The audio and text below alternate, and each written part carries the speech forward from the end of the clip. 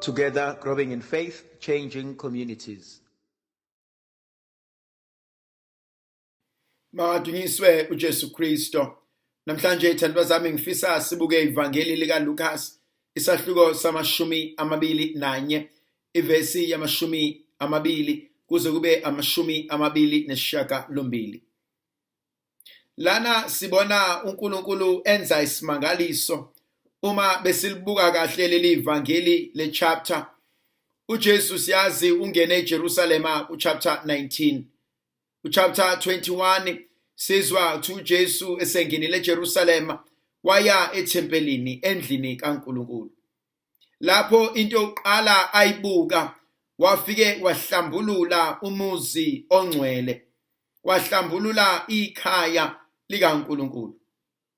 Lento ibalekile kumina ngoba uhlambulula umuzi ongcwele, uhlambulula indawo okuyiyona ephethe umsebenzi. iJerusalema ngokwalo alinamsebenzi walutho. iJerusalema ngokwalo liwumuzi okhanyayo, liwumuzi ongcwele ngobukhona bethempeli likaNkulunkulu. Ijulile le ndaba le. iJerusalema beliyofana nawo wonke amadolobha, kodwa ngoba linethempele, linendawo kaNkulunkulu, lenziwe laba umuzi ophakeme kunayo yonke. Lenziwe laba umuzi ongcwele kunayo yonke. Uma kuJesu engene eJerusalema, bekubalekile ukuba aqala ahambe aye head office eyobika izinto. Bekumele aqale aye head office eyozihlanganisa nobukhona bukaNkulunkulu. Kodwa uthi mengena endaweni kaNkulunkulu ebese yamangala ukuthi le ndawo ebekumele kube indawo enobungcwele bonke, nansi isiphenduka umume wabaphangi. Into yokuqala ayenzayo ukuba ayikhuculule insila, ayihlambulule, asuse konke ukungcola, khona le ndawo izobuyelwa isidima sayo, ibuyelwe inhlonipho yayo, ibuyelwe ilokhu uNkulunkulu ayekufisa ngayo. Zithandwa zami, lento ingenza ngibuke impilo zethu emakhaya. Njengenhloko yekhaya, njengomzali, lo mndeni bewungeke ube khona ukube wena njengomzali ubungekho. Kubalekile ukuba uma ungumzali ube umuntu owazana neNkosi uJesu. Kubalekile uma ungumzali ube umuntu ompande zakhe zijulile eNkosini nasemseni kaNkulunkulu. Kubalekile uma umuntu ongumzali ube umuntu okholo lwakhe luqinile. Kubalekile njengomzali ube umuntu onkalo zakhe ziboshwe ngomkhuleko. Kubalekile uma umuntu ongumzali ube umuntu onkophe zakhe zigcwele izinyembezi. Kubalekile uma umuntu ongumzali olimini lakho kube khona amazwi aphilisayo. Lezi zinto kumina zinkhombisa ukuthi ukube umzali akekho, leli khaya ngabe alikho. Umzali kumina umela iJerusalema abe lithempeli likaNkulunkulu. Uba yi-engine okuyiyona ekwazi ukuthi le moto isuke ihambe. Uba yihlo okuyilona elikhombisa ukukhanya emzimbeni wonke. Uba inhliziyo okuyiyona ephampa igazi emzimbeni wethu. Inkonzo uNkulunkulu asibizela kuyona yokuba ngabazali. Singabazali abanjani emndenini yethu? Singabazali abanjani kubantwana bethu? Singabazali abanjani emphakathini? uJesu uyayihlambulula indlu kaNkulunkulu ngoba uyabona ukuthi izinto sezonakele. Ngiyakwazi ukuhlambulula inhliziyo yami. Ngiyakwazi ukucela uNkulunkulu alethe ukuthula emphefumulweni wami.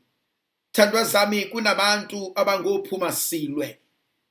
Kunabantu abahlezi befisa into abazoyisebenzisa ukuze baxabane nabanye abantu. Kunabantu abangakwazi ukuhlala ngokuthula. Uma ubhekisisa kahle impilo zabo kwabona uqobo lwabo, abanakho ukuthula enhlizweni zabo. Abanakho ukuthula enhlizweni zabo, abanakho ukuthula nasemndenini abazalwa kuyona. Balwisana nanoma ubani, balwisana nanoma yintoni.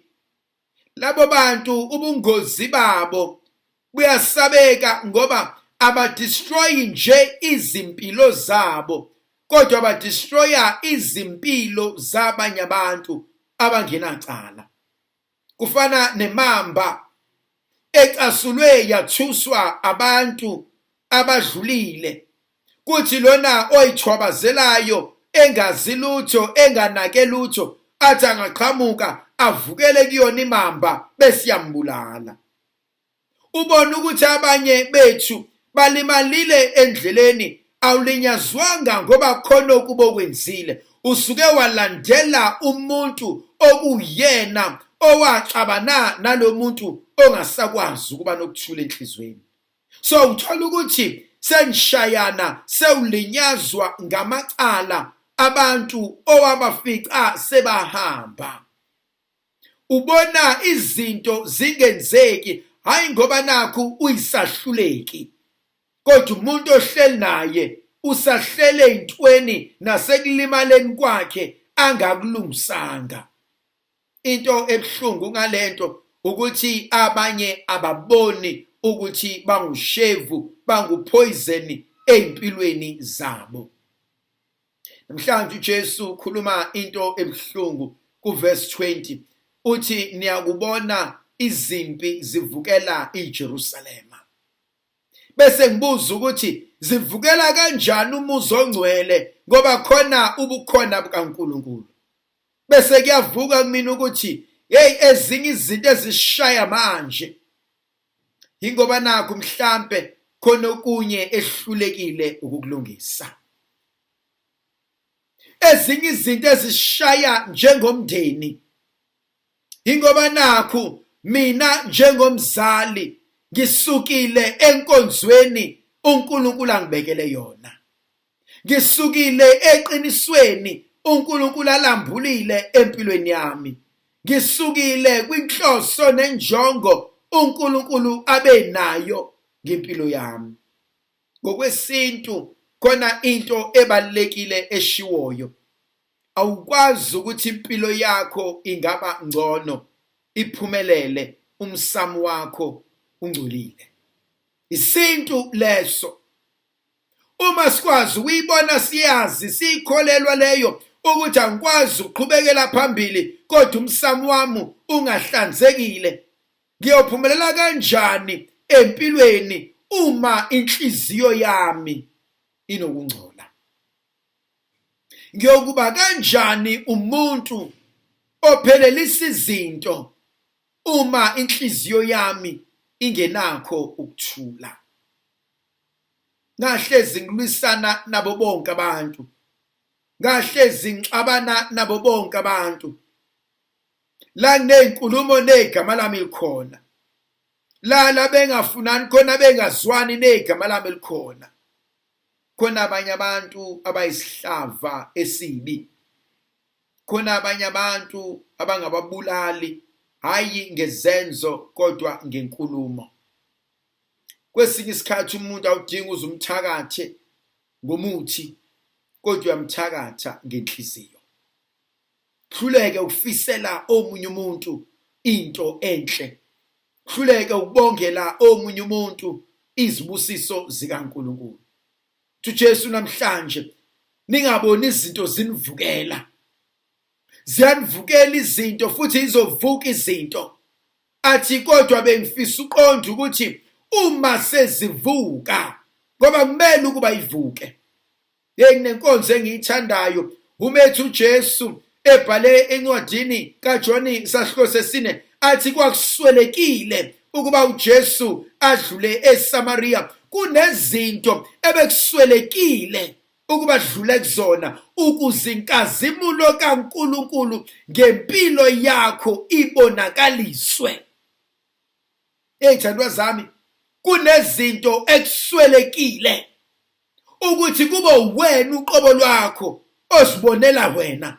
Kunezinto eziswelekile ukuba zenzeke kweyakho impilo. Kunezinto eziswelekile ukuba njengomndeni nidlule kuzona. Kunezinto eziswelekile ukuba wena njengomuntu udlule kuzona. Athi nalezi shawo athi uJesu evangelini lika Johane sahluko se-11, John chapter 11, athi nalokufa kaLazarus kumele kwenzeke ukuze kuveze amandla kaNkulunkulu. Thina namhlanje uJesu kuthina nalokhu kuswelekile ukuze ngibonakalise ubukhulu bami. Ndlovukazi yezulu mayisikhulekisa isinxusela amandla negrasi elivela kuNkulunkulu. Makasibusise uNkulunkulu somandla uyise benendodana nomoya ocwebileyo. Amen. Siyabonga ithandwa zami uNkulunkulu somandla benani. Niqhubeke nisubscribe nithumelele nabanye anivikele uNkulunkulu somandla. Amen.